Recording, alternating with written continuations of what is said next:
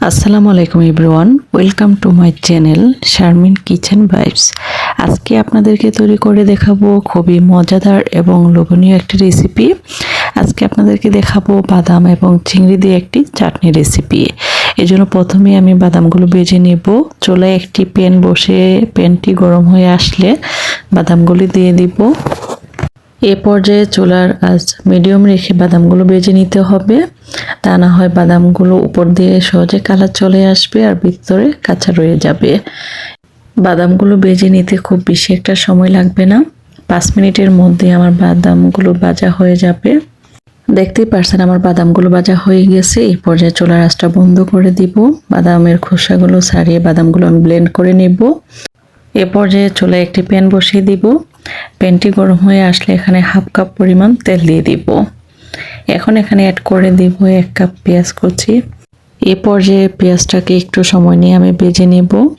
পেঁয়াজটা যেন তাড়াতাড়ি ভাজা হয়ে যায়, এই পর্যায়ে এখানে অ্যাড করে দিব 1 চা চামচ লবণ। তাতে করে আমার পেঁয়াজটা খুব তাড়াতাড়ি ভাজা হয়ে যাবে। পেঁয়াজের কালারটা যখন চেঞ্জ হয়ে যাবে এবং পেঁয়াজটা যখন ভাজা হয়ে আসবে, এই পর্যায়ে অ্যাড করে দিব 1 কাপ পরিমাণ চিংড়ি। আমি এখানে ছোট চিংড়ি ব্যবহার করছি, আপনারা চাইলে বড় চিংড়িও এখানে ব্যবহার করতে পারেন। এখন চিংড়ি আর পেঁয়াজটাকে আমি একটু সময় নিয়ে ভেজে নিব।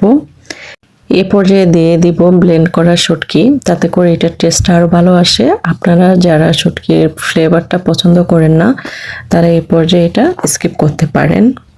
এখন এখানে দিয়ে দিব হলুদের গুঁড়া 1 চা চামচ, মরিচের গুঁড়া 2 চা চামচ। ঝালের পরিমাণটা আপনার টেস্ট অনুযায়ী কম বেশি করে নেবেন। মশলাটাকে একটু নেড়েচেড়ে ভেজে নেব। এ পর্যায়ে এখানে অল্প পরিমাণে পানি দিয়ে দিব, তাতে করে মশলাটা পড়ে যাবে না। মশলাটা খুব সুন্দরভাবে কষানোর পর তেলটা যখন উপরে ভেসে উঠবে, এ পর্যায়ে ব্লেন্ড করে রাখা বাদাম দিয়ে দিব। এ পর্যায়ে মশলার সাথে বাদামটা খুব ভালোভাবে মিশিয়ে নিব। লক্ষ্য রাখতে হবে বাদামটা যেন কোনোভাবে নিচে লেগে না যায়।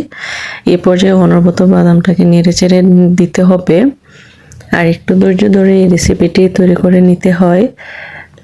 এই রেসিপিটা তৈরি করা একটু ঝামেলা মনে হলেও এই রেসিপিটার স্বাদ অসাধারণ, যেটা আপনারা বাসায় তৈরি না করলে বুঝতেই পারবেন না। আশা করি একবার হলো আপনারা এই রেসিপিটা বাসায় ট্রাই করবেন।